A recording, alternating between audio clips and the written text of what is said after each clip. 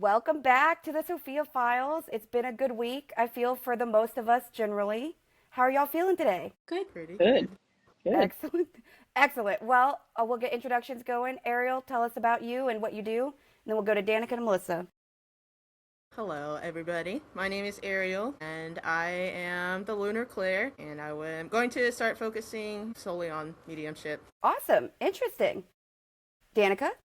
Hi, I'm Danica. I am opening more to my mediumship abilities, and my business is called Goldilocksglimmers. Melissa? I am Melissa.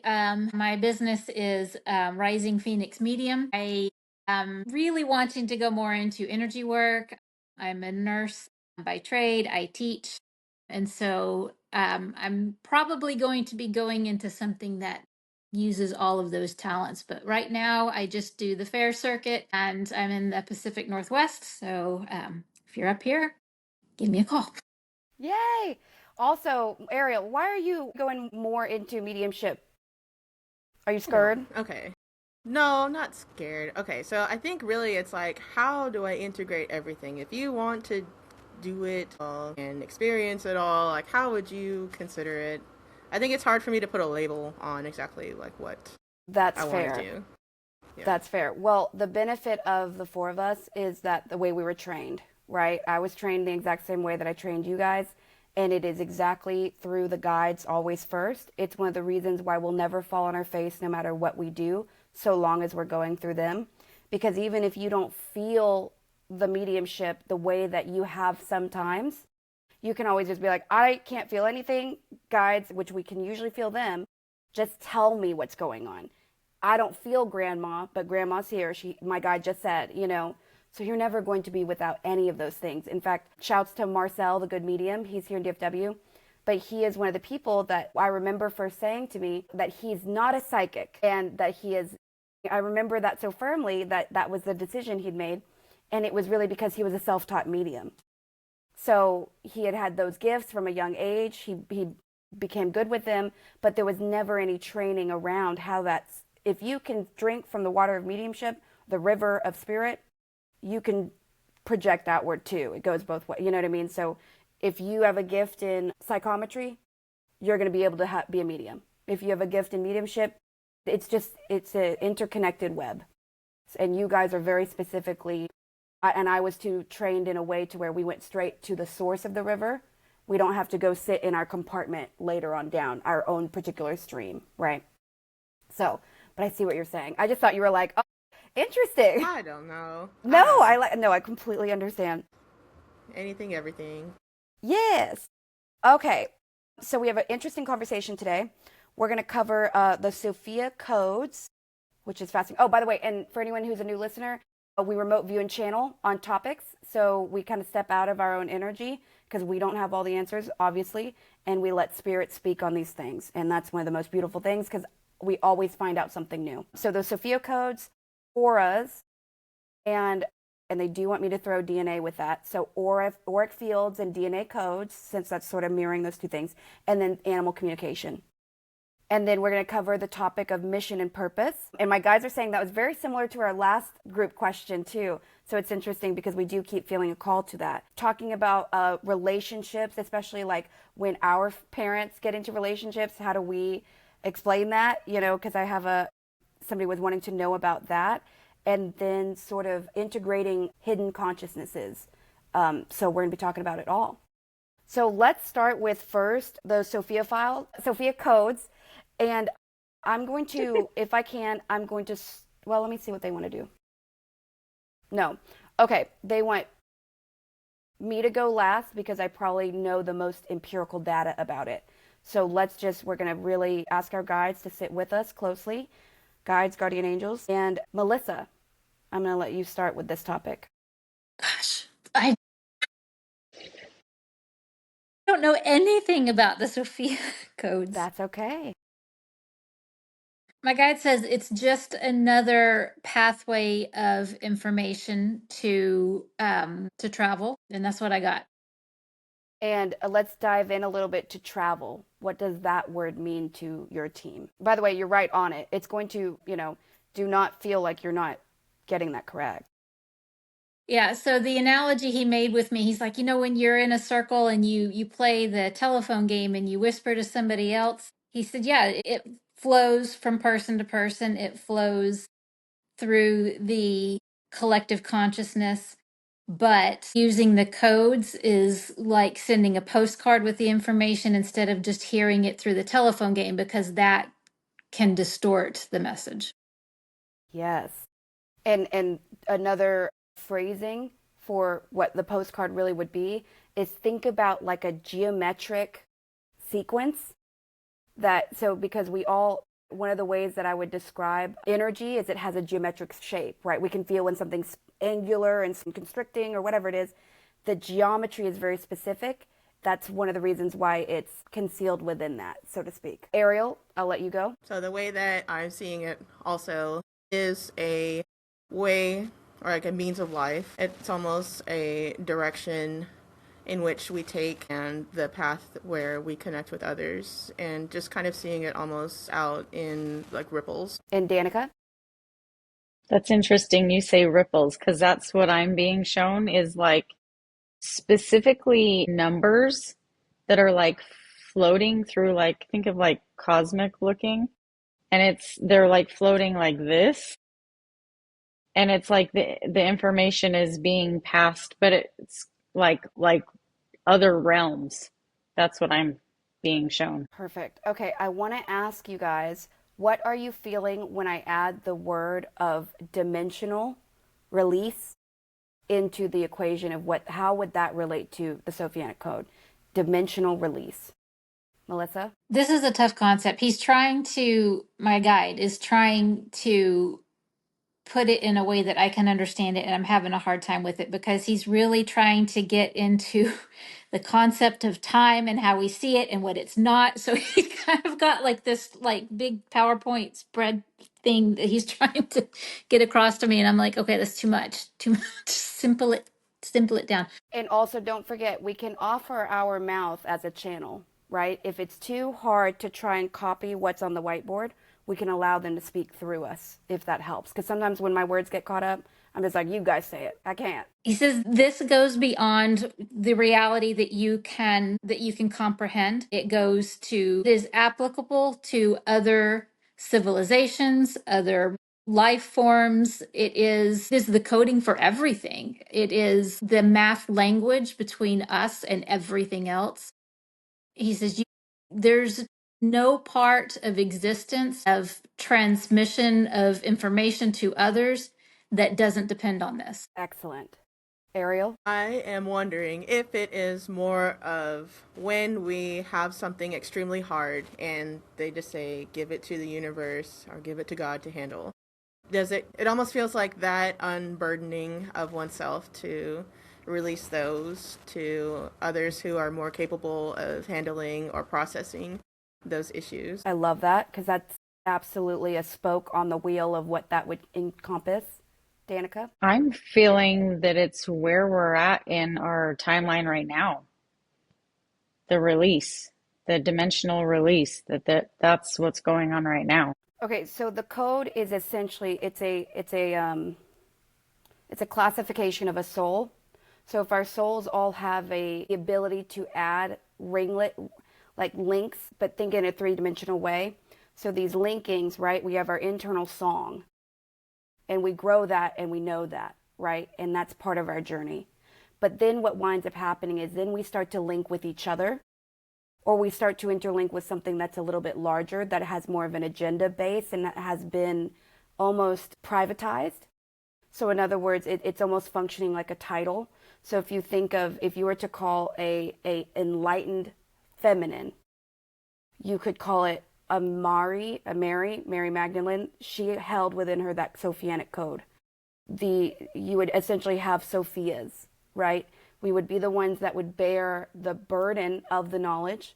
We would bear the ability to transverse dimensional spaces, because that is one of the things that is always repeated to us through the Christic consciousness and the Sophianic consciousness. So the Christic would be the male form of the enlightened, freed, monadic, right? So if we all come from the one true source, whatever we want to call that. And the weirder aspect is that we're not all from the same one true source.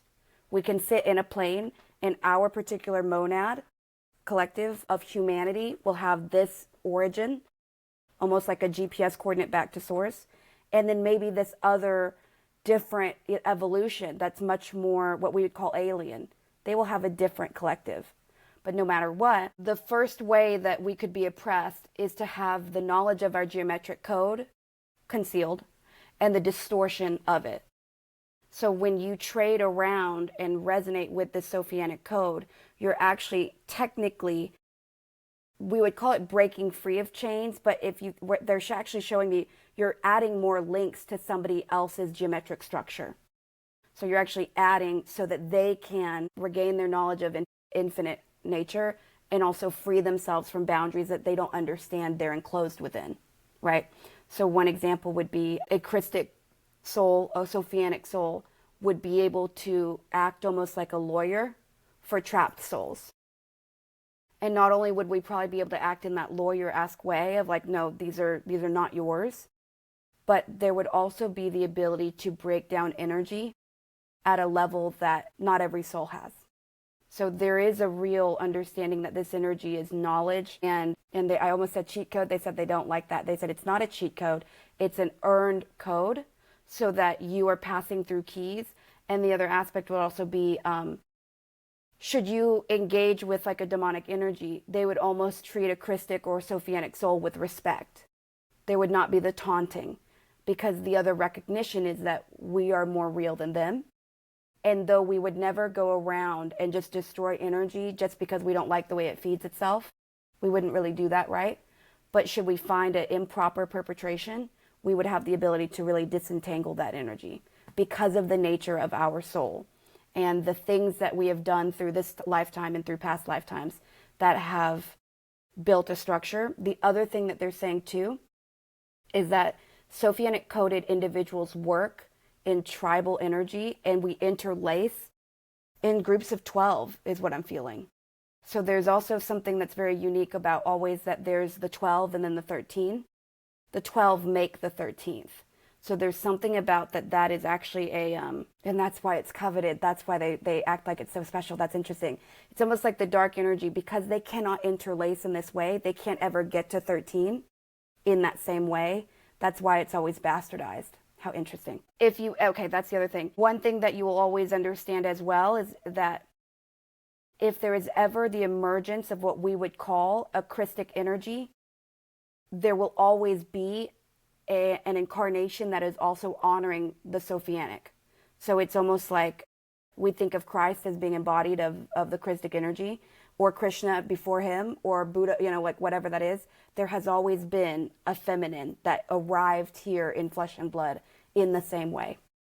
And she would have almost always been, I just heard, the preparer of the way. So that's interesting. And I don't want to get too biblical, but they're arguing that there is much we don't know about the Magdalena energy, the Magdalene bloodlines, and sort of they're comparing that energy as literally the exact same thing as a Sophianic code.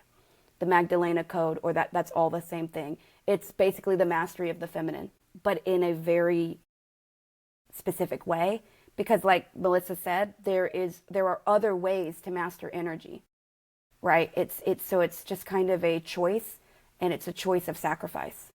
That's the other one too. So those that are too militant and too about domination, they will have trouble mastering what would be considered a Sophianic code, even though they may be excelling in this other aspect of creation and reality. Does that make sense? Mm-hmm. Melissa, what does your team say about that? Or if there's anything they want to add in. They just said spot on.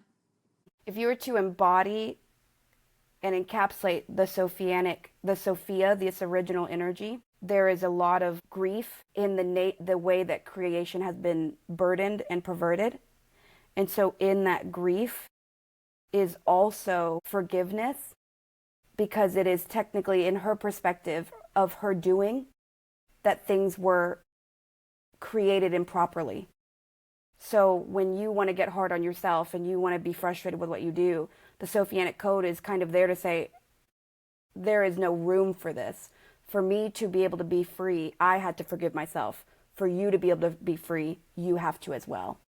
There's no, and then that Christic energy is the reminder. It's almost like this energy became bound in its unknowing and bound in its confusion. And then, but it's also in its curiosity. And then the Christic energy came and sort of reset the pathway. And between the two of them, that's the path of ascension. So it's almost like if the Christic energy is the judger, the like, are you being an honorable individual? Do you have your soul together? Is your, you know, it's almost like the father, the judging father, she is the forgiving mother. So you will lose some of your connection to that energy should you ever become overly vindictive towards others or overly frustrated with self, because it almost cannot, it doesn't allow that. So that's a good reason for us to sometimes not be as hard on ourselves as we are, because And I just kind of had an epiphany on that topic, because they were telling me earlier, like it's in everything, it's encompassing. And I think what they were alluding to is the whole mother energy, the feminine energy. It is creation, it is protection, um, it is the grief, it is all of it. It is everything. Whereas the Christic energy has its place, but it's almost if that feminine it's everything. I don't know how else to say that from their perspective, but that's why it is coveted. yes, and suppressed. And the Christic energy is almost whenever, should we ever fall to our darkness, right? That polarity we're allowed to have. It's almost like we would call in a reminder. Sometimes that will even come through as our children, or it will be someone external. But there is a way for us to call for a reminder should we fall. Where in your timeline do you feel that you have moved most frequently with energy like this? That's interesting. I'm being shown the numbers. I don't know if this is right, but this is what I'm being shown, 1700 BC. Okay. And it would have been during, well, we've always felt grid work around you. It would have been when you were setting energy in place. So it's something that is one of the reasons why I think you have that energy with you, is because you were active in channeling that energy, potentially more so than us, from what I'm feeling. It feels like you were It's interesting you say that, because I actually had a meditation the other day and I was shown that. Yeah. Okay. Yeah, I feel, man, interesting. Okay. Like it went back further than I actually thought. Well, and it's where we will always terminate when we find the origin of our soul, right? So we can't go further back than this energy as our essence as well. Seed of creation is what I keep hearing. Okay, to downgrade a little bit of intensity, but how interesting. Okay, so let's talk about auras and the auric field, and anything that you can get around what would be unknown or unique, because again, we can go online and read everything you want about auras, and I believe that a lot of that is relatively roughshod or maybe a little bit inaccurate. So not that I'm judging it, but we're going to ask that whatever we think we know, we allow the guides to speak past that. Ariel, I'm going to start with you. So what I am feeling around the auric field, and is more from an impurity standpoint. So what I mean by that is what flaws are most prevalent in our energy. I want to say mistakes. It is that which is burdening us most heavily at the time. And in order to clear those impurities, they're almost showing it as a water filtration system, just through a cycling process until what we consider the water to be clean, to clean up the auric field and be presentable. I love that, and we'll talk more about that in a second.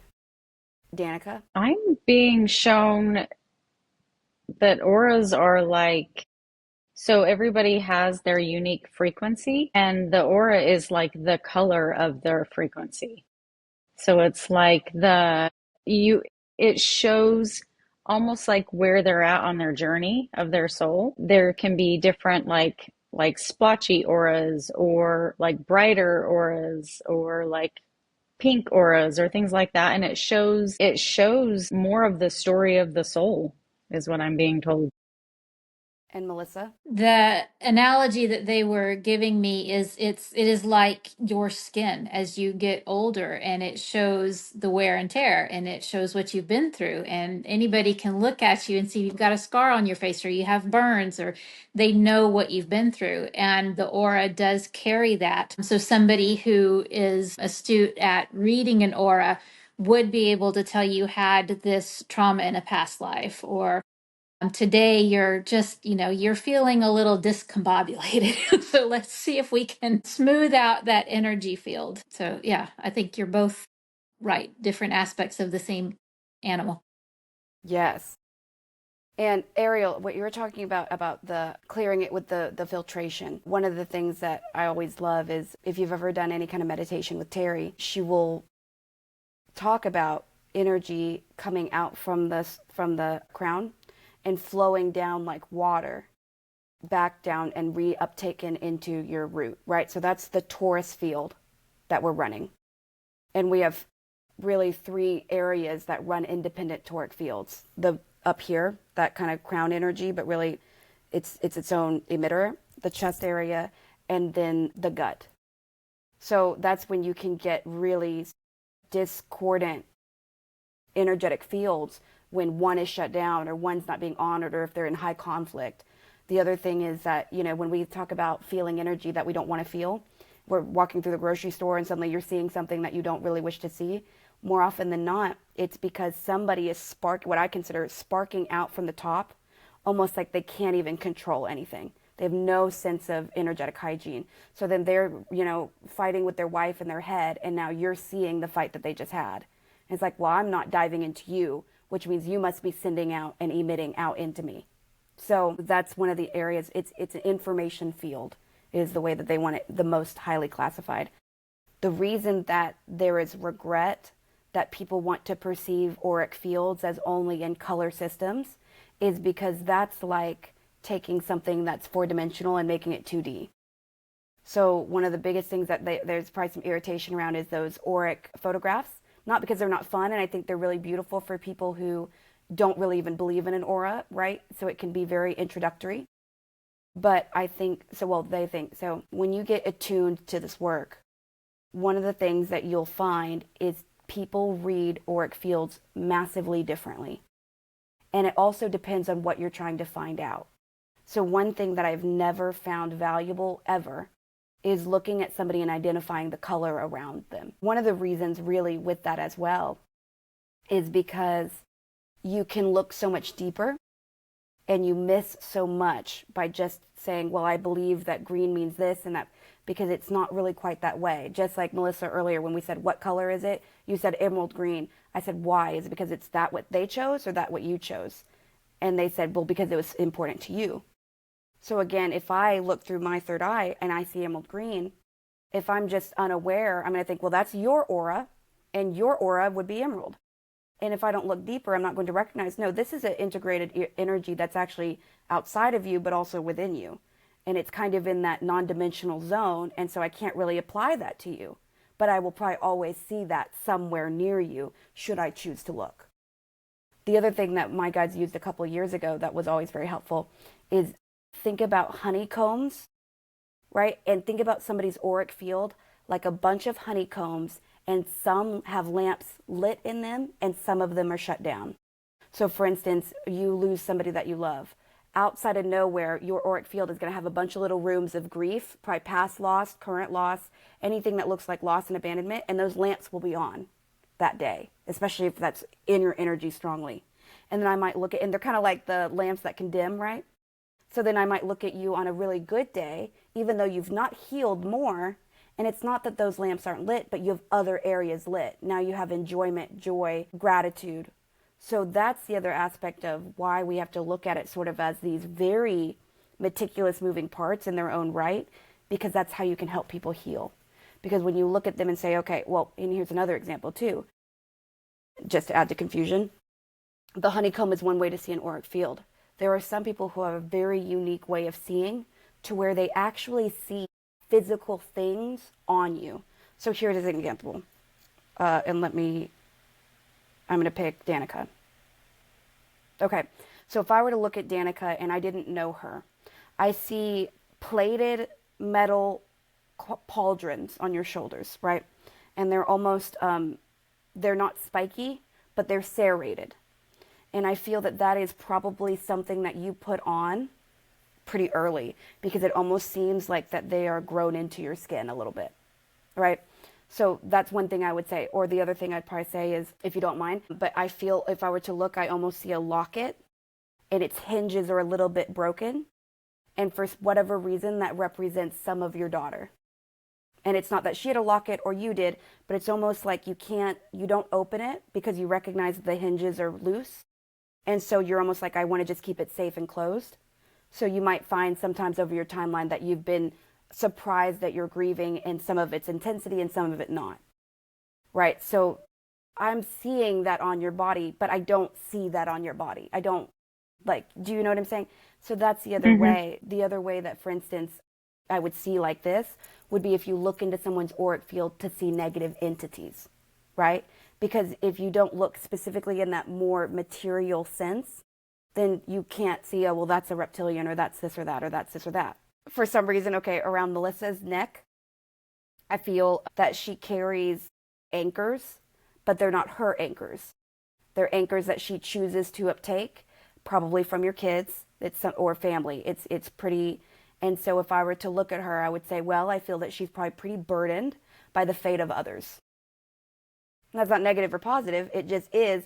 But again, if a client isn't prepared to hear that or understand it in that way, that could maybe be a scary way to describe something. Because then they're like, well, what do you mean? There's anchors around my neck, and am I going to drown? And it's like, no, this is the way the energy is going to present itself when you play. It's almost like it's almost like a setting. It's like, do you want to see it in black and white? Do you want to see it in color? Do you want to see it anthropomorphized, whatever that, right? How do you want to see someone's auric field? And then you have to choose it and allow the rest to come. So for instance, Danica, I want you to try to see the more physical things around Ariel. I am being shown a mermaid.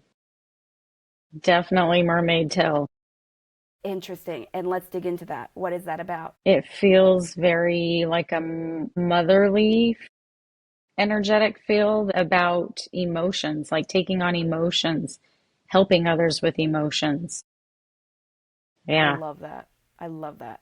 And Melissa, if you try to apply that same methodology to Ariel, what do you see around her on her physical form or in her auric field? So I see her heart as being very, very blood red. And what that symbolizes for me is that she gives so much of herself to others. Sometimes that is at her detriment. Can't There's hear. a caution.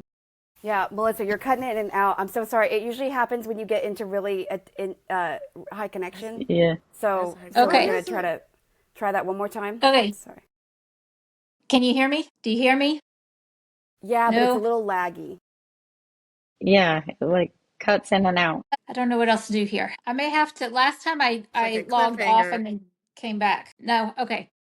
Yeah. I'm going to log try off. that and then try to close any apps that are on your phone or on your computer. Gotcha. Okay. Let me try Okay, that cool. first. We'll see. I don't know what she's saying. I'm sorry. It's like a cliffhanger. It's like, what? I know. I was like, You're like, what's it mean? Well, let me close out real quick too, because my screen turned black. I had turned the camera off real quick to fix the AC Okay. because it was getting cold in here. Oh, it's okay. We can Before I reset. log out, We'll any just edit better? around all this. Melissa, I'm still not hearing anything. yeah, I don't hear. So Danica, no, I'm just kidding. Yeah, hey. And then there were two. So, all right, let's see. Melissa, how are we feeling? Do we have you? Okay, no. It's always, this is always the way that energy affects technology. It's always the worst. Mm-hmm. Mm-hmm. And she always starts to kind of spike up, usually when she's in the middle of delivering a really interesting I know. message. Why does it do that? I don't know. Hi, She has welcome to back. Ask her guide, say please for 2 hours. Yeah, well, please, can we just get some stability in our connection, in our physical because- connection? She's fine like 99% of the time. Yeah. They like to leave us on the cliffhangers. They really do. especially using her. But even I'm a little bit Whenever laggier than I'd like to be. Yeah, you are tonight too. whenever she was describing earlier that her guide was just way, it was like the information was just way too much. That was what I was picturing, was like a big chalkboard and she's like in a university classroom.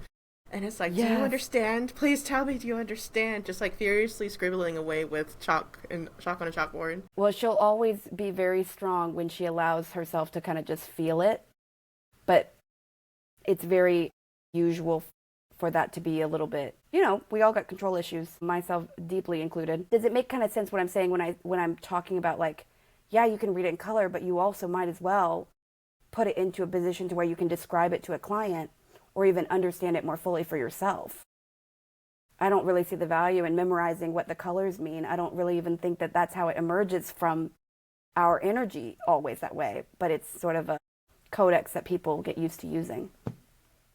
And it's Yeah. not to say I don't see color around people. Sometimes you do, but Yeah. But I almost feel like it's unique anyway. Even if two people have the same color, it's different. Even like the feeling's absolutely. different about it. So I think it's unique anyway, even if you see pink around two people. So what did you see around Ariel? Okay, so very, very dark red heart. So what that was symbolizing for me is that she is giving herself to others almost to the detriment of her. It is that the caution there is just to make sure that you are attending to your own energy before you give it out to others. I definitely That's feel so like I've been strong. working on that the last few months. And you're doing really well. Thank you. I just want to add, really, to not let the conversation here steer anyone away from anything, because whenever I would say like I got into spirituality was through the aura photo, and Yes. Me too. it was like, I didn't really know what to expect and going through it, but I think more than the auric the reading that I got with it, and it was very spot on. I would say it definitely hit a lot of like the grief that I was in at the time, and it just felt like I was actually like being seen. And so, Yes. don't, it's like follow your instinct. Don't let anything stop you from doing anything. Do what feels right No, to you. I agree. Yeah, I'm and I will curious. tell you too, because I did research this back in the thousands and I've got a background in photography. So they use electromagnetic plates for you to put your hand on. And so the camera does this interpretation of what that energy is that you're emitting. And then it literally flashes lights in the camera to take. So the lights are in the camera and they'll light up depending on what that electromagnetic signal is telling them to. So it is just a one interpretation of your aura. It is not to be taken as gospel.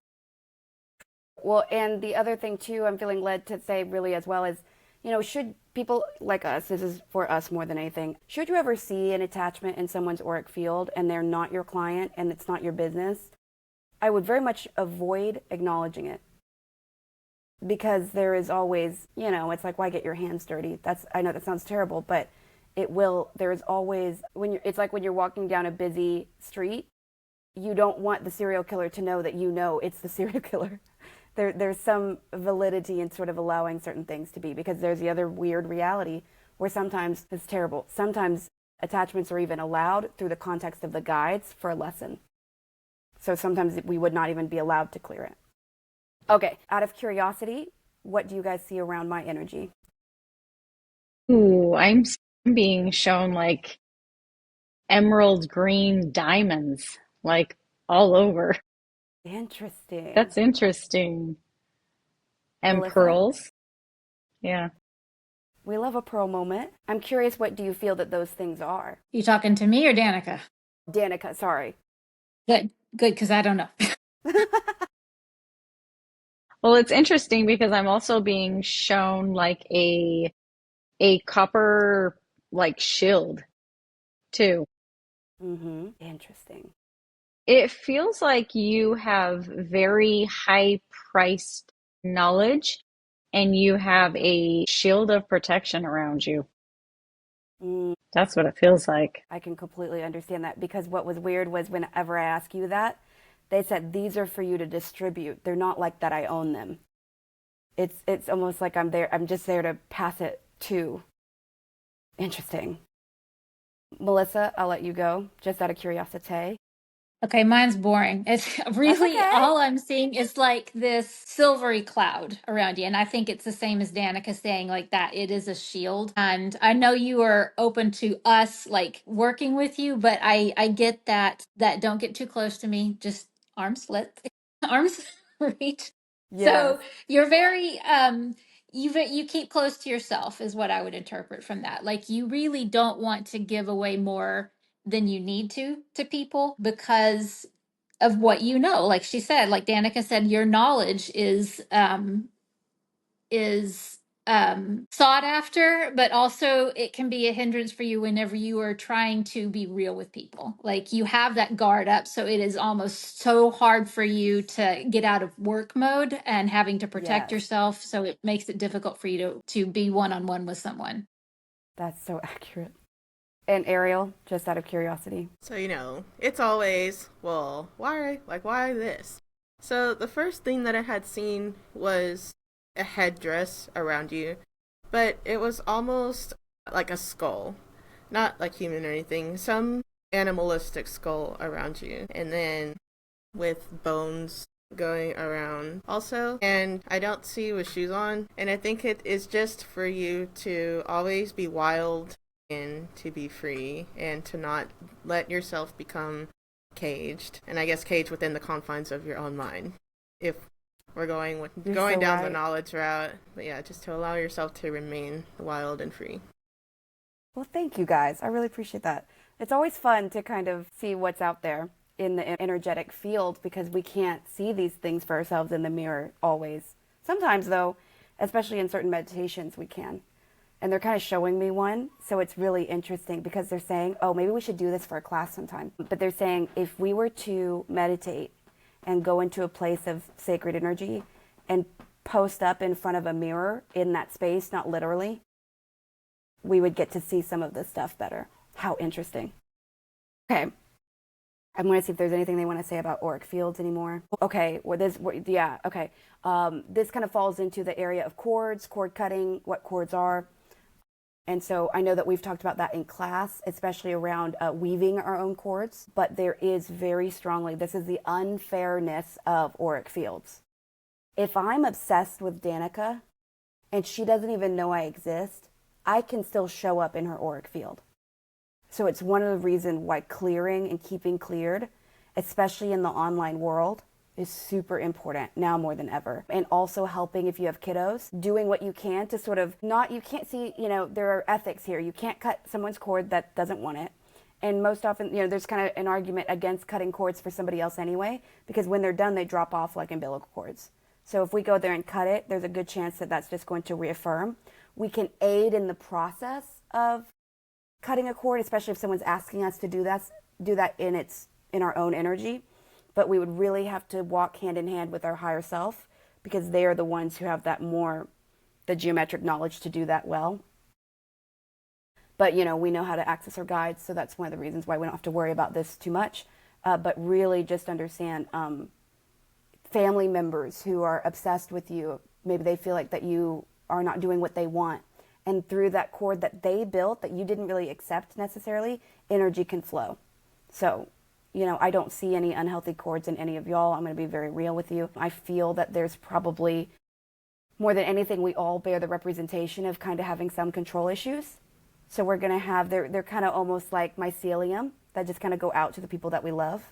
So that's part of what we do, and maybe we could work on that. But we do have an excess of energy, so we can sometimes support that and be relatively unhindered comparative to other people. Okay. And I did want to say too, before we go, my guide was wanting to put it out there that when you, if you were referencing energy work, aura slightly different than energy work. They it's like the Venn diagram. They kind of Yes. cross over a little bit. But if you wanted to do energy work on somebody, you're not necessarily going to affect their auric field.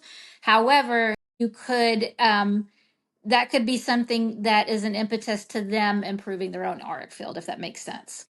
Yes, So if that's a you have great that point. energy flowing better in your body, that can make you feel better. It can make you think more clearly. And so therefore that might improve your aura.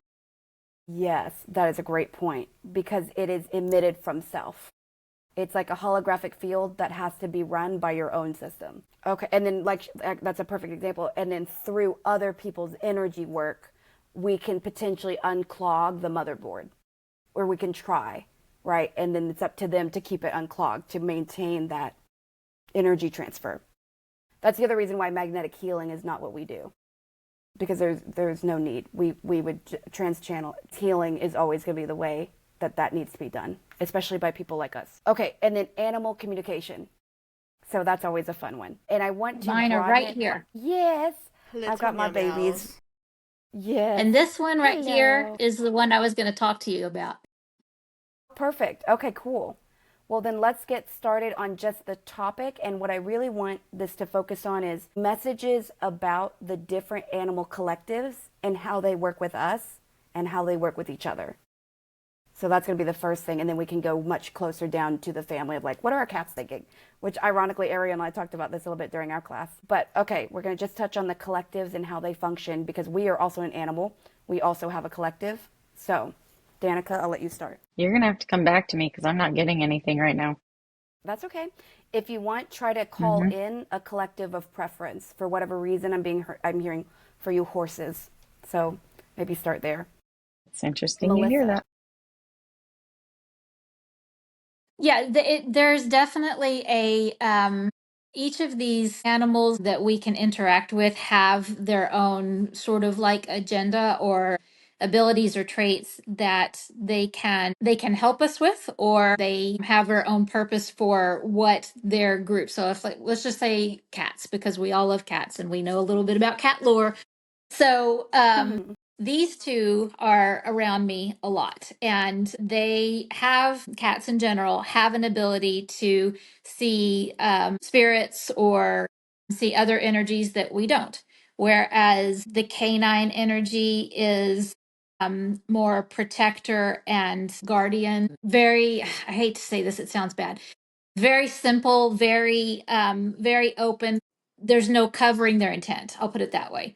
So they are very open and bonded with their owners and protecting if they are allowed to develop themselves without having harm done to them. So if they're not having trauma, that's the essence of the dogs. We've talked in the past too, because they're bringing up the eagles to me again about how these animals can choose as a collective to not work with us. Yes. So I feel like the domesticated animals, the horses, dogs, cats, those are the ones who have integrated themselves into human existence to the point where they are intertwined with us. Whereas, like whales, for instance, maybe not so much.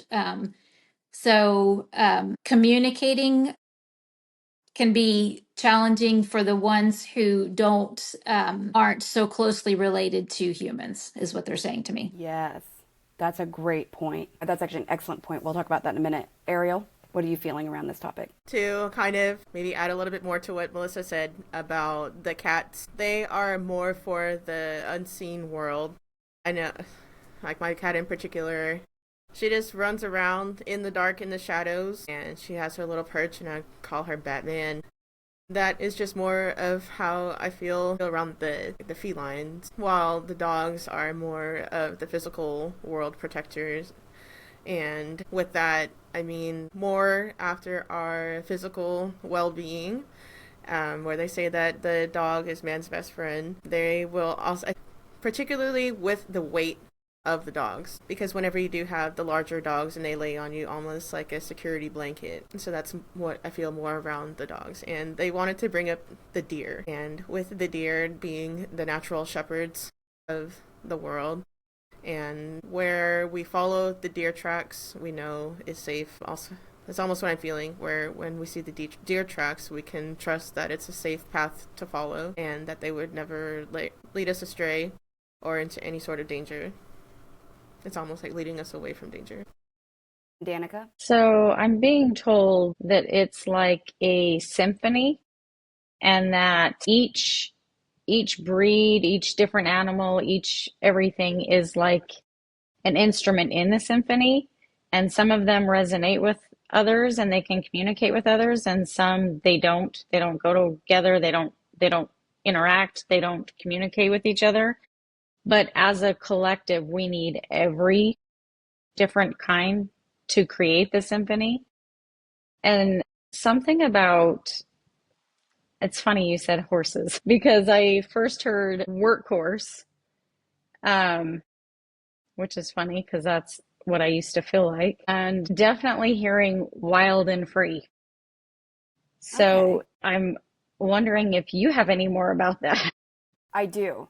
Yes. So we're on very similar metaphors, because they were saying that, the agenda of animals is like a chord of notes, right? So they have one agenda here, they have one agenda here, and then all together they play the note that is a horse. Well, one of the things that we recognize is horses before now have essentially been one of the things that kept us able to move around, able to hunt, alive and well. But also because their heart rate is so slow and also so calming, so peaceful, and their resonancy is so stable, that there's a lot of healing that happens just by sharing space with them. So, but then, should you be a falconer, you're going to probably integrate some of that freedom, some of that, it would almost probably release certain clogs in the arteries, so to speak, because of the freedom that they represent and the dominance that they represent in the skies. So then we go into, okay, well, this is the chord that makes an animal.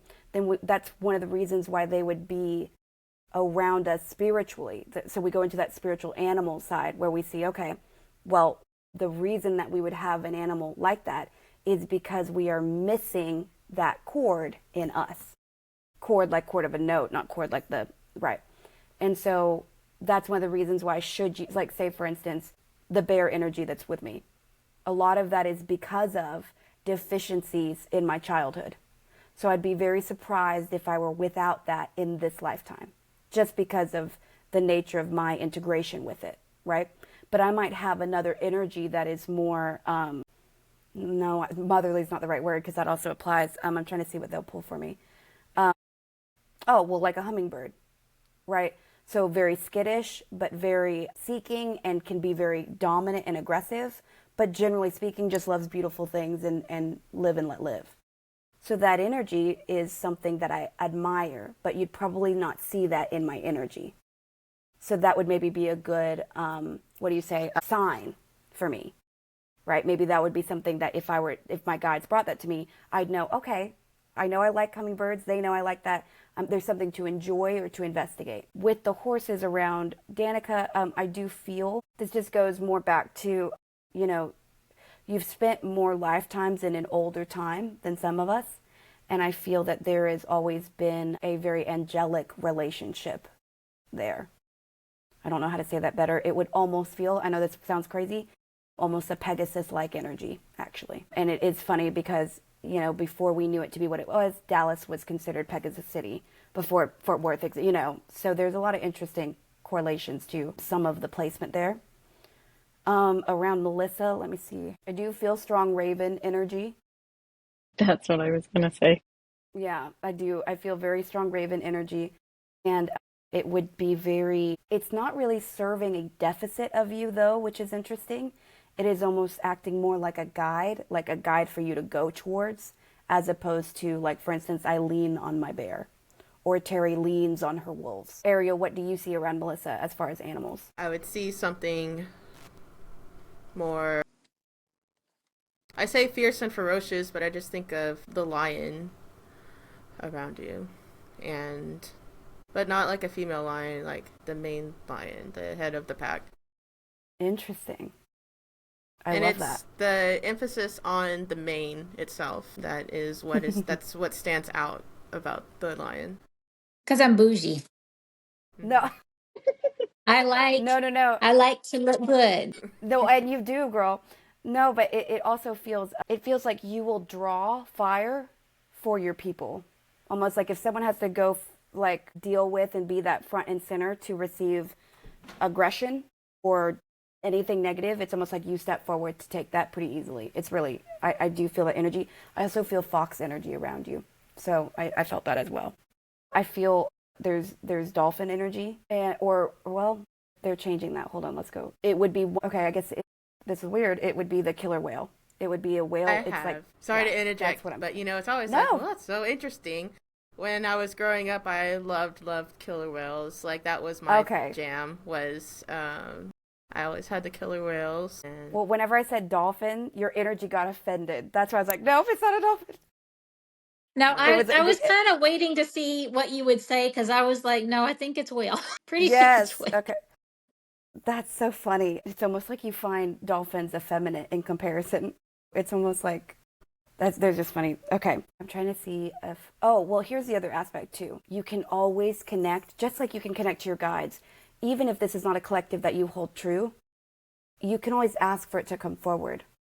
Just like we can ask the mineral kingdom to help us in energy work, right? We can ask for accesses, and it's up to them to grant it.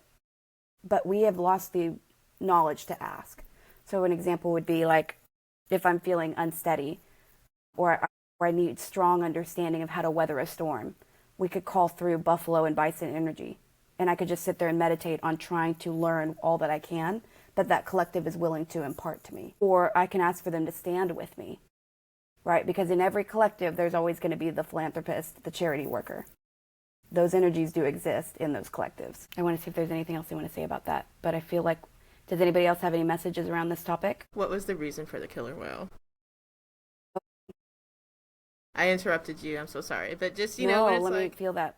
I feel like the killer whale it's a fierce protector. It's not just the killing side of it, but they protect each other in their pod.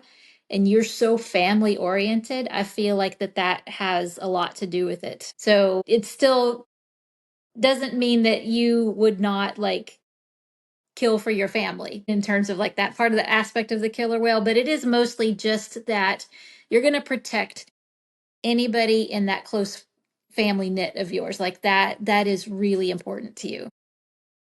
And there's a complexity of emotion.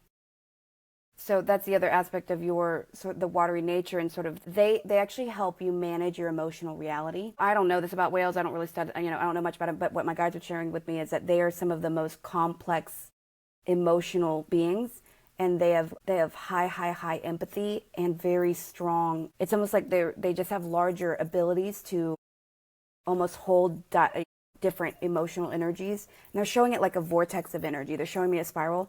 It's almost like they can slow it down and speed it up and slow it down very within their own free will, much stronger than most of us can. We're very sparky, right?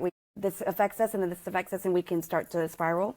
So that I feel like they're aiding you with a lot of your emotional management. So I would say more like me with the bear, you do lean on this energy a little bit more too. It is supplementing. And Danica, because I know I spoke about horses, but I don't actually see that around you as an active guide energy. It almost is like you have a deep connection with that collective. But I'm trying to see what I feel here. Okay, I do see almost like, this is going to sound weird, but I see almost like it's either a monkey or a chimp. I can't tell, really. And it's something that is sort of, because they showed me them interlinking from their hands to their tails and like their collective, right? And it feels almost like, because I feel like it sits on your shoulder.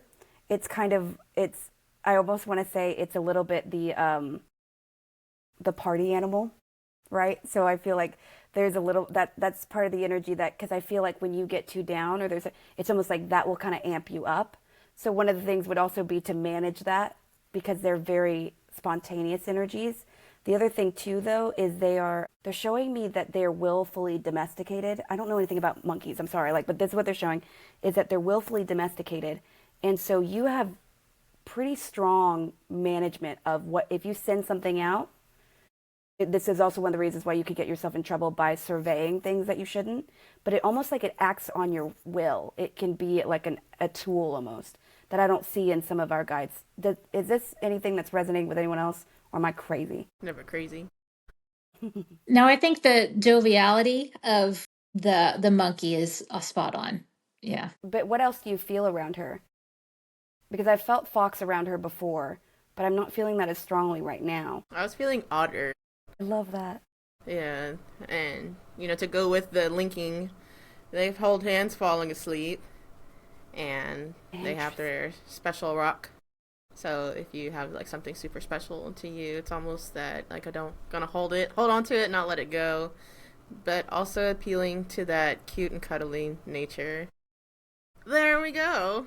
I I was love it. like, No, you're spot on. There we go. I love it. All right. No, I think we always, it's very interesting too because I feel like I'll speak for myself. I always feel so strong. It's almost like we do create, and I don't practice or believe much in witchcraft, but it is almost like when we work in this circle, because I see things, and it's almost like I don't know that I would be able to perceive certain things if it weren't in this setting. It's very interesting, but I love it. It makes me feel cool. It's like our energy together creates something of its own. It's pretty cool. Yes. I I love feel it. that's very, very true because I feel a lot more energy run through my chest like a circuit board because that's one of my purposes.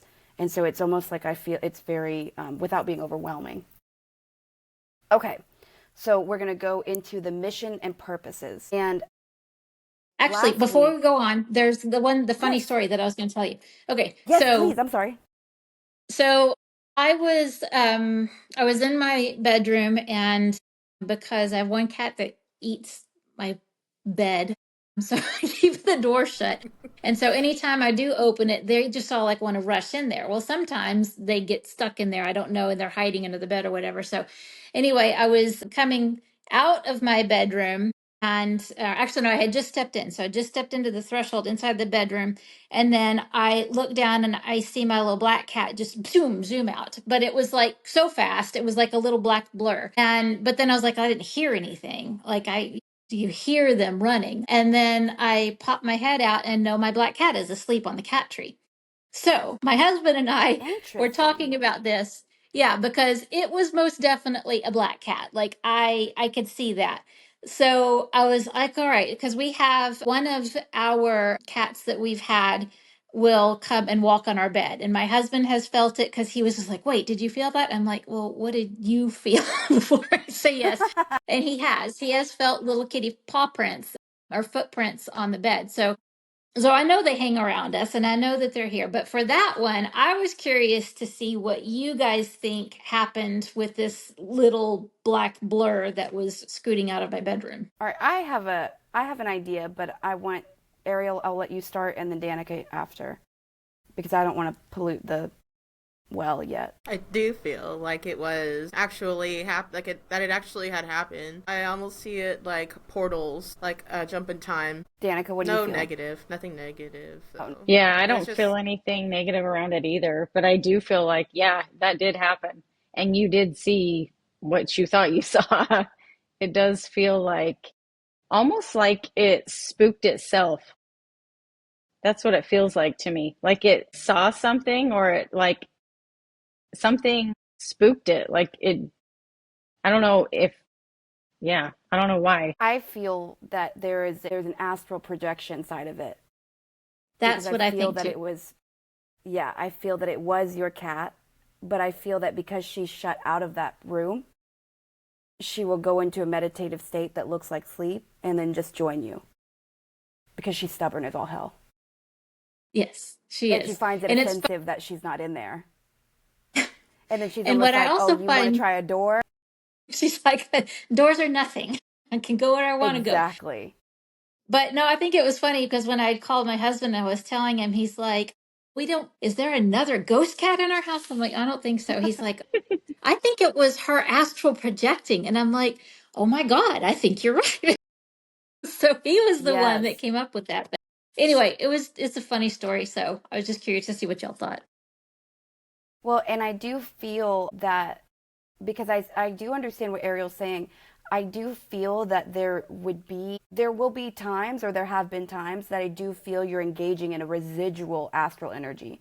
So I feel like almost that you would not really, because again, time is not important. This would be, I feel that you can get this has always been true around you, but things are just a little bit thin where you go. Let me put it that way. It is. Yes, it Yeah. is 100% thin right now. So, yeah, so Yes. whether she was actually astral projecting or it was that little touching of the timelines, and, I kind of feel like it's a little bit of the same thing, but yeah, it was Because I funny. feel like there's probably a loop. Her running and darting creates loops. So I feel like you might, if you get hyper stressed out, I feel like you almost might see a loop instead of an active thing. So that's you know, part of that. Okay, so what is it that you wanted to kind of help me define because last week we said, how do we find our meaning and purpose? So now, Danica, rephrase what your question around that was, or the question we're going to ask everybody. Help me understand that a little bit more. Specifically, what are you wanting to know about you? What is my mission and purpose? Like for life or for career? Let's go for career. All right, Ariel, I'll let you start. I see you at like ahead of a table, and so I'm kind of wondering if that might mean that you are involved in, they want to use the word clinic, but involved in some sort of clinic, but not a healing clinic, but not like a doctor's office, because there's not really a lot of spoken words that are. It's almost like, I guess when I see it, it's like a silent clinic. I'm seeing a lot of hues in purples, in pinks, in blues, but it's quiet and peaceful. So maybe with a resort factor. So maybe where people go for healing, where they don't feel like they need to say anything because you'll just be able to pick up on it. But you're not you're not going to be the only one there. You'll have a team with you, and I think that's why I see you at like in a position of leadership. So what I'm getting is that it's important to you to have the respect of others and to feel like you are a leader in the role that you have, or at the very least that you bring something to the table. Like that has to be there for whatever career that you've chosen to do. Like that self-satisfaction of, I am competent. I feel good about myself. I'm giving something to this company or this whatever the clientele group is, that is important to you. And I also kind of feel like you enjoy being sort of the face for that. Like, in other words, like interacting with the public, that you're good at that. And that gives you some sense of pride. But wherever you land, it has to be fulfilling for you. You cannot just do a numbers desk job. It has to be something that you feel good about. It has to be something that you're passionate in. I'm not getting a specific career that you're going to land in. It's just more of like, if you were looking at directions to go in, these are the things that you have to consider about yourself, whether you're aware of them or not. That has to be addressed in whatever job you take. And I'm Yep. very, very strongly aligning with what Ariel was saying too about just the functionality of it. The topics that really come to me for you to be applying yourself to understand more and to study would be energy healing, not similar to Reiki, but really you're a little bit beyond the constraints of that. I feel because essentially your work is within reattunement of the grid system. We do have grids on our physical form, right? So you will be retuning energy fields, and I feel also you will be clearing spaces. So I know this is something that will not make you feel overly excited about, but you will have the gift of clearing negative energies, clearing spaces, clearing items. That's something that you should investigate more deeply with. And the other thing as well is you have the ability to provide the space for someone to reset. So I know that's not really something that you can ever monetize and like, I can reset your energy. Like, that's not really what I mean, but it is what you'll be doing quite a bit of. And I almost feel that you will be sought after by people who feel like they're at their end of the line with their own ability to do anything for themselves. So the advice would also be to understand that your presence will have a little bit of an addictive tune to some of the people that you heal. So you're going to have to develop a really good guard against that. One of the paths forward would be to start building relationships with metaphysical shops that are local to you, or start to understand, like you already are, ingratiating yourself within places that are seeking aid that clinic energy, or so that volunteerism that can sort of get you started. Because it first starts by, yes, I've had these experiences and I know how to get through them, into, well, actually I have a spiritual background, into, okay, well, now my friends are telling me about this chick that I talked to and I just felt so much better. And I felt like that I could do life again when I spoke with her. That's what I'm seeing as a progression, so to speak. In the meantime, as far as income, I've always seen some industry like work around you. I feel that that's part of also kind of releasing overimportance, and also you like very much the fact that your work ethic will equal very quick money. So you can go take 2 weeks off because you work 2 weeks aggressively. You need that freedom to income as you grow this other side of your purpose. Ariel? I was just going to add, what I was also seeing was like that one board game where if you have a circle and then you have the sticks that go in with the balls, and then the goal is Hungry Hippo? the sticks. No. No? No. But I love I like that game. I know. I It's did a too. good game though. Oh my gosh. Just to So you have an issue with gluttony, Danica. No. No, but okay, there is a game at, I think, Dave and Buster's where you, or like somewhere where you can actually like the hippo to get the balls. Really?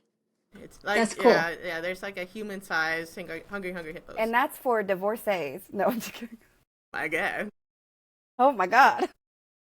No, but I guess if you can picture that game where if you have the round body of somebody, like their essence, and they have the balls, I guess, which could be maybe like the traumatic events, and then the sticks are, they want to use like the negative thoughts, the internal talk, and it's just like one by one, you're just pulling them out and then allowing the trauma to release itself. Almost like a terrible invisible game of when somebody gets hit with porcupine that they can't see, so they don't even know where to pull it out from or what it is, and you won't even need to diagnose it.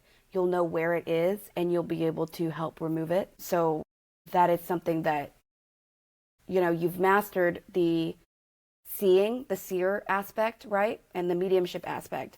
So I think very strongly the next aspect will probably be controlling energy outside of yourself. And that's, man, that is what I feel. Also untangling storylines for people. I almost feel that you'll have the ability to adjust their view, their eyesight. Do you have any questions around that?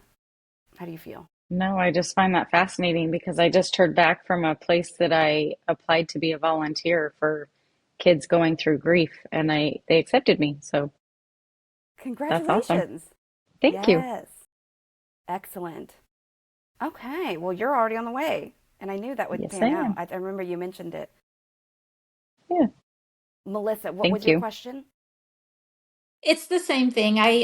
Or I know what I am interested in, and there has been so much change going on, timeline shifts, everything, and it doesn't feel, I'm not sure if what I want to do is where I'm being led to go. But I also am kind of thinking that the direction that I want to go in is both sides of the coin, like an industry job and the spiritual job. And I've been wanting to do energy work. And so I've had a difficult time finding anybody to teach me. It's like there's a block there. So I feel like they're wanting me to just explore a little at a time and basically teach myself is what I'm feeling. Yeah, it's sort of like the same question Danica had, like where is this going? What direction should I be heading in?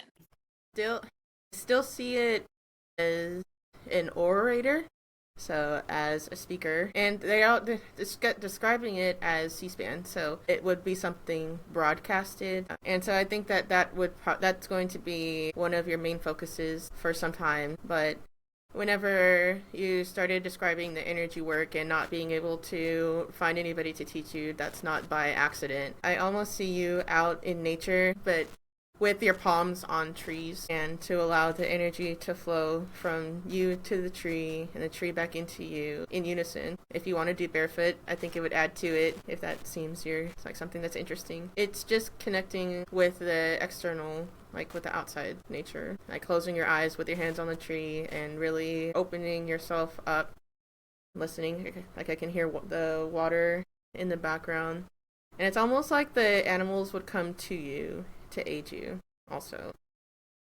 So I Danica, what do you had, feel? well, hold on. Before we go on, I wanted to tell Ariel Sorry. because she hit on something. So last week I was feeling so drained, and I knew I needed to get out and go for a walk. So I forced myself to, and I was just in the forest, and so I finally just stopped and I said, "Okay," and I literally just asked. I was like, "Okay, trees, can you please share some of your energy?" And they did. And it Yes. was 3 times, like really strong bursts of energy to me that I felt really strongly was not coming from the guides. Because I was thinking, okay, well, maybe the guides heard me, but no, I really do feel like it was the trees that were responding.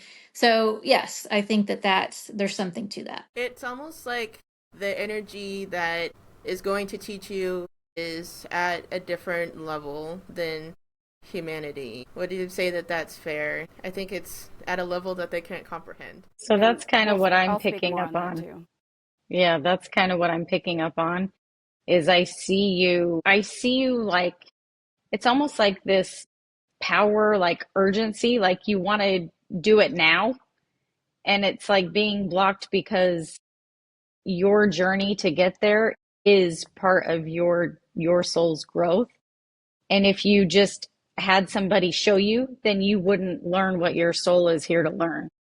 That's what it feels like. Like you are going to, I'm hearing the word innovative, like create something so innovative.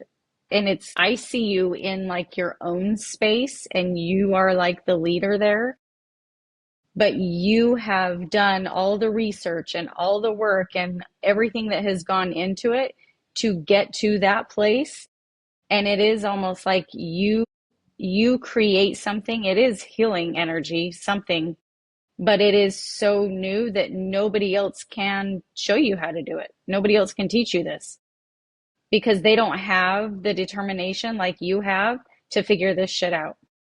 That's what it feels like. That makes And sense. I will just pour, one thing I feel very strongly is that you have a lot of things. So, in other words, what is being spoken about between the two of them is that you will be functioning as a channel, right?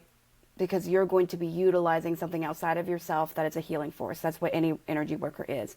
But right now, because there are still aspects of you that overgive and still aspects of you that overcontrol, you are not yet quite what would be comfortable as a channel, right? Because they're basically, it's not that you can't do it, it's that there is going to be more appropriate time around the end of 27 that I feel your actual like auric field, your auric field has some more robustness to it and more time because this year is going to be so busy for you. The other aspect is this: what I'm being led to tell you to do is you need to create a framework that looks like a blueprint. And for some reason, I'm feeling either something like the tree of life, but it's something for you to decide. And I want you to build it from the completed idea backwards, because this is something that you will be teaching almost as an alternative to Reiki. So an example, though not what I really see, is, for example, let's just say that you perceive the root system of a tree to be the beginning of trauma. So maybe root rot. I don't know why I'm seeing that. So you have a way of sending energy that would basically dry a root.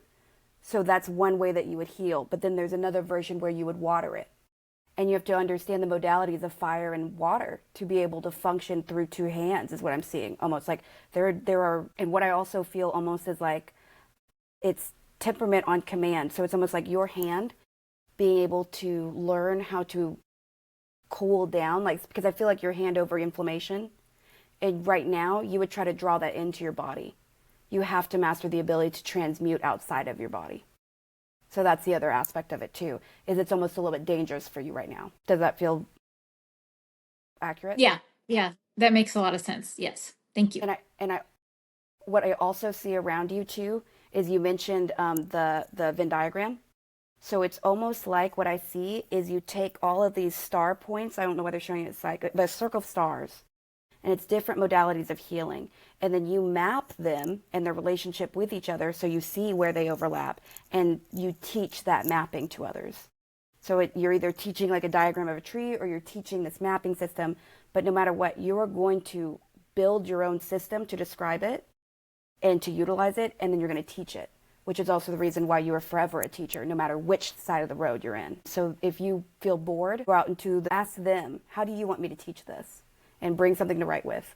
That is going to be one of the fastest ways to really open this up, because out there, nothing can really take. If you start with somebody who's physically informed, that can go a lot of different ways for you. In fact, even you accidentally binding to clients, because they cling to us when we heal them. But that's Thank really you. exciting. I can't wait to see what you come up with, because it does feel, and you're going to love it too, because you'll have full control. Like, you'll literally be able to plot this I see you like a mastermind of a company, but you're like just figuring out how this is going to be taught almost in a curriculum. So that's going to actually, it's almost like the end game brings about the information. I love that for you. Do you ever just get like the drops of, or like a quote, and you're like, what am I supposed to do with this right now? Right? Okay, so I had the drop earlier, and it was like, this is the new age. You're coming to a new age. And it's like, okay, cool. And What so does this just thinking mean? about, I know. So thinking about like what Melissa's path is, and thinking about the reading that we had did last week, where the advice was to like forge the new path, where it all just feels fresh and exciting, and I feel like we're going to see a lot of that innovation over the next decade or two, and they're going to be, and it's not even like redoing the wheel, there's just going to be just a fresh cycle that we're going into. Yes. The other thing I just felt too, Melissa, is I do feel there's another thing that it's almost like you build out an understanding or a blueprint of the different, like, Harry Potter houses, but there's different it's almost like we all belong in certain ways of healing, and you're going to be able to map that and then diagnose somebody what type that they are. So even in your instruction, you'll bring a new aspect of, because there are those that are kind of the broken healers, then those that are the unbroken healers, right? So we have these different ways that we run through circuitry. That's something I feel you focus on as well as a diagnostic. Ariel, did you have that same kind of desire to have that question answered? Okay. Melissa, I'm going to let you start. There's something around you. I feel such a motherly energy around you that it feels like most of your work is going to be done in your home. I feel that too. Yeah, Interesting you it say that. feels Okay. very, there's something about you in this lifetime that you're here to help the younger generation, like your kids. And it's the abundance that comes from what you're able to help your kids with is like, I see it like tenfold versus you outside of the home, teaching somewhere else or doing something else. It's almost like your softness and your protection and your motherly ways. If you teach them that, like it ripples out into like so many areas. That's what it feels like versus you just like I see you like sitting down with a client and you're able to help them like one-on-one, but it's more abundant for you to be at home with your kids and do that. It helps the collective in a bigger way. That's what I see. What do you feel, Melissa? I'm being directed to plant the seed in your head of involving ancestry work with what you do. They're saying that you're going to have a strong connection to your ancestors, and that they are going to be able to teach you ways of helping, I forget the term, generational trauma. So that is a really difficult thing to counter, and it happens with all of us, and that by itself is a they say skill. It is a skill that is not really something that we see amongst healers. I mean, there are people out there who work with their ancestors, but working with ancestors to help people overcome generational trauma is not something that we see very often. They're um, they're just saying when you feel comfortable with that thought, because it's not something you need to do right now. But if it feels comfortable you, when it feels comfortable to you to work with your ancestors, that's something that you might enjoy doing. And I just want to say also, a lot of the output, like the energy out from you to other things, is going to be still running behind about a 5-year window. So even though you're dabbling in it now, I do feel that you're going to have access points and exit points because of the nature of still having young children. So no matter what, that's going to kind of come first. But for some reason, I do also feel you're going to have a strong energy around weaving, dream interpretation. And I almost feel that you have a protective element. So for some, I wouldn't be surprised if people that have a lot of night terrors are drawn to you. That's the other, it's almost like a beacon that's in that other realm. And for some reason, I feel that really you have a choice point that you have yet to come upon. And based on that choke point in about 5 to 6 years, you're going to make some pretty strong decisions about what you want your major way of making money is. So I don't know if that means you completely shift gears, but for some reason, I do feel at some point, not really in this, I don't normally go past 5 years because I think everything breaks down after that. But I do feel for some reason you mentoring a classroom of kids. So or either you have a daycare that you run out of your home, or you are participating in like a camp counselor. There's something that you're going to choose to do that is sort of a choke point decision. Either you love this or you walk away from it. So you have a lot of free will is my point, I guess.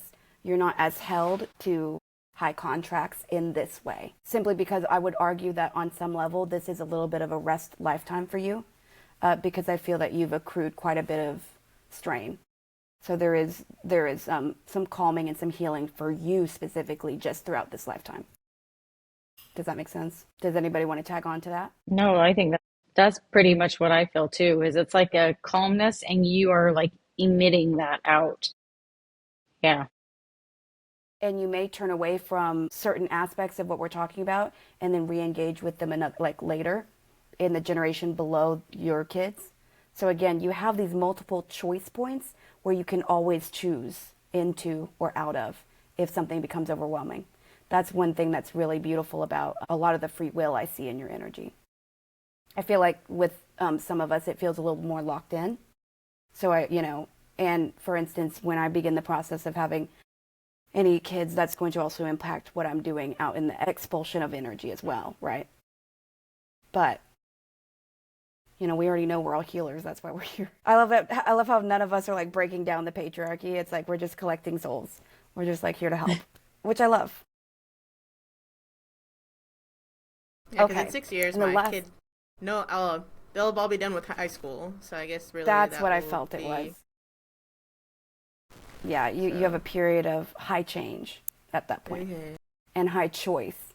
So you better get used to making decisions and liking them or pivoting out of them as fast as possible, because things have sort of aligned in a way for you. At that point, you're literally, it's not even a crossroad. It's like a 5-point crossroad, right? So you're kind of like, okay, I need to know myself and what I want. I hate making decisions, I hate between 2 decisions. Now we're talking about 5. Well, I feel in some different lifetimes you've had, you wish that you had more choices. Probably, yeah. I guess like that would also make sense of why no purpose really like sticks out. Okay, so obviously like, everybody has a purpose here, but it's not. Well, you have a habit over lifetimes of over serving, and so there were buffers put into place for you to have a more selfish existence. But of course, you still found, all roads lead to Rome, right? So on some level, of course, you're going to sniff out the more spiritual service path, but it isn't necessarily something you have to choose with all of your soul on this time around, simply because you've done, I almost feel like your energy is like, haven't I given enough? Am I not allowed to sit down? That's what I feel when I integrate and try to reach a deeper, slightly petulant side, right? I almost feel like there's a part of your soul that's like, can I just have a break? So, meanwhile, you're like, why can't I have no options and it be open for me? And your higher self is like, this is what you wanted. This is exactly what you asked for. You have a responsibility to pick something just because you want it. And if that's not enough for you, or you don't learn how to want something, or then that's on you. You know what I mean? Like that's going to be something that you can either struggle with it or regale in it. And you got 6 years to get with it. That's not like overly short time.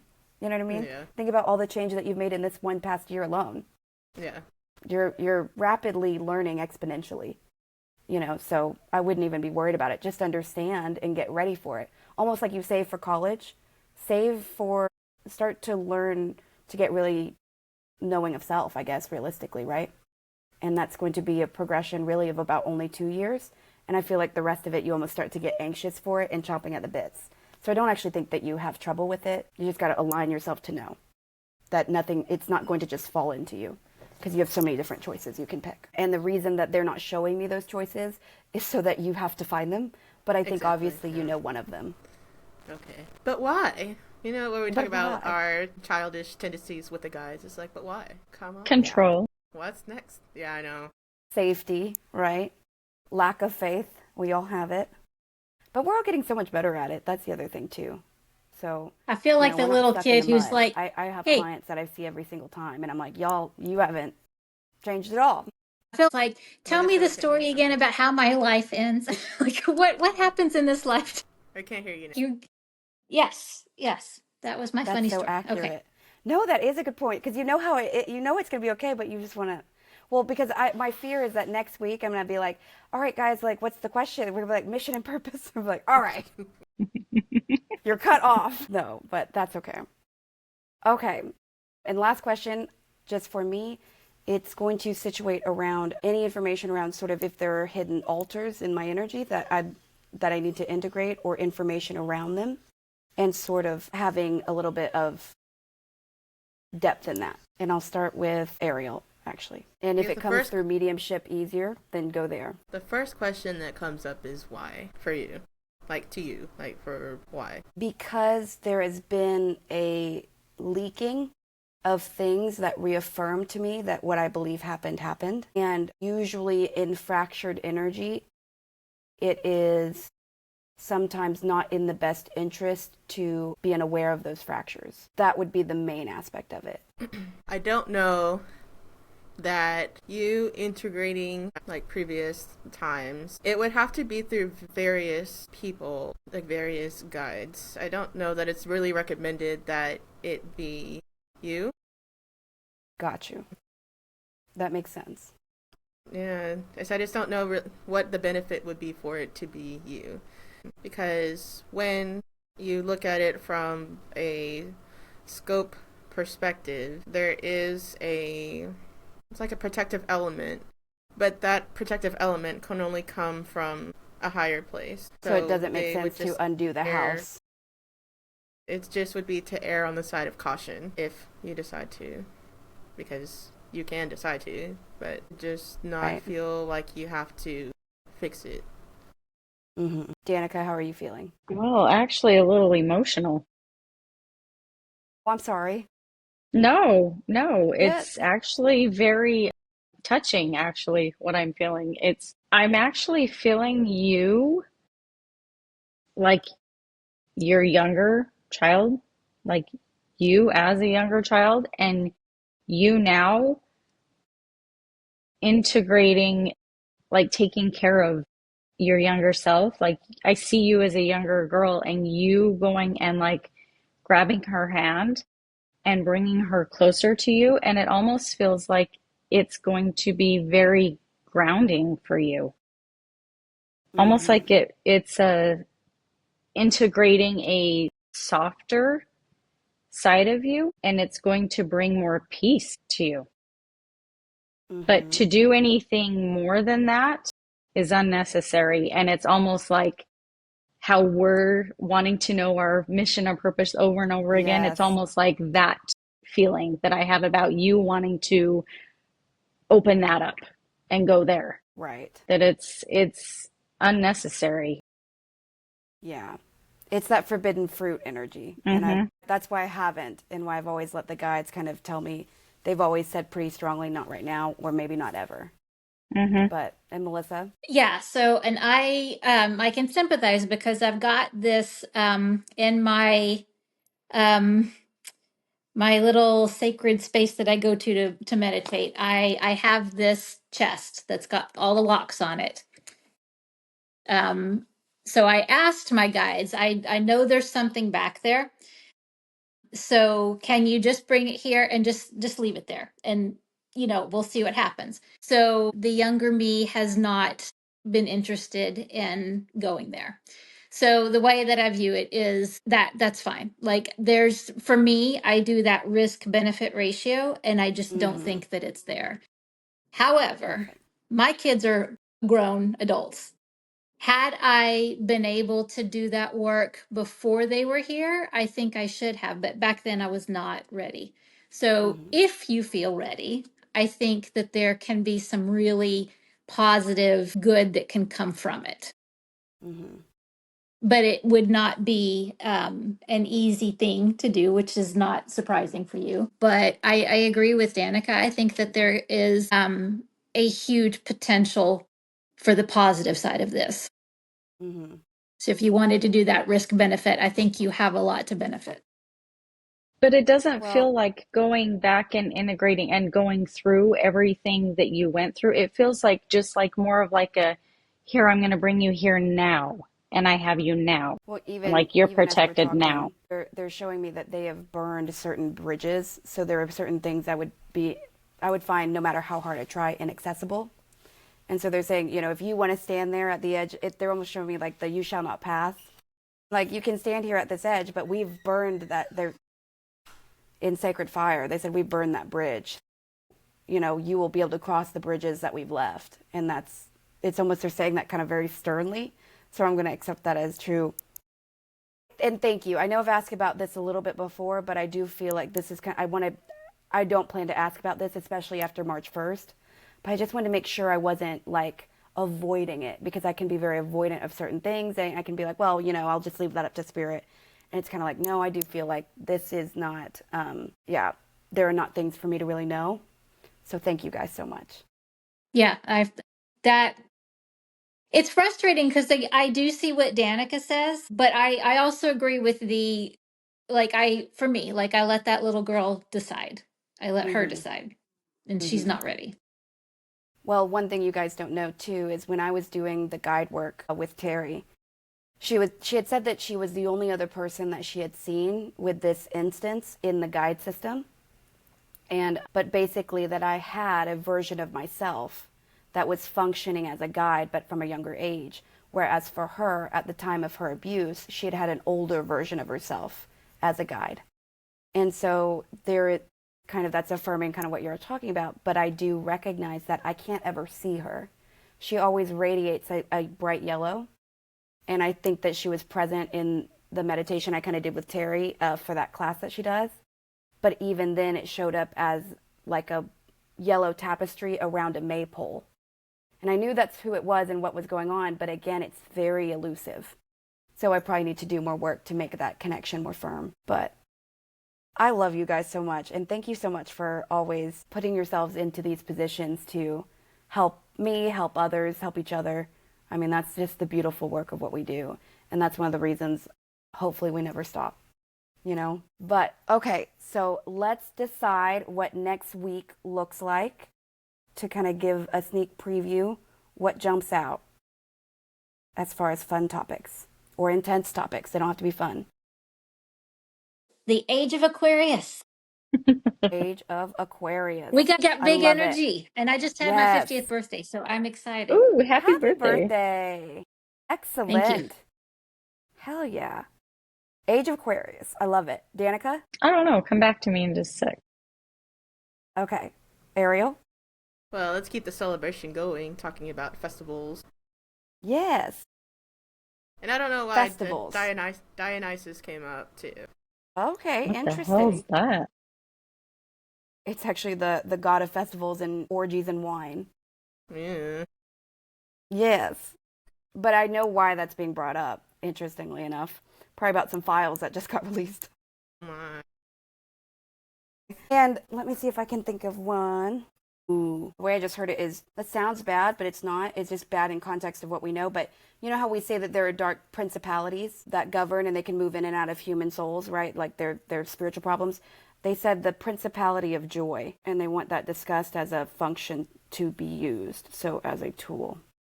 All right, Danica. Let's talk about, like, you know how there's different, like, I don't know what you call them, like high energetic places on the grid or something, like Mount Shasta Yes. or things like that.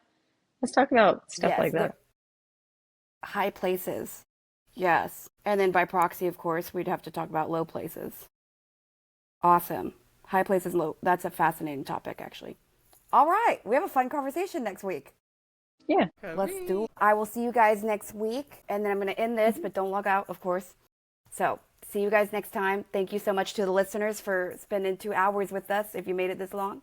And if not, because I feel like some of this work will be reviewed much later from now. So wherever in the future you are, thanks for listening.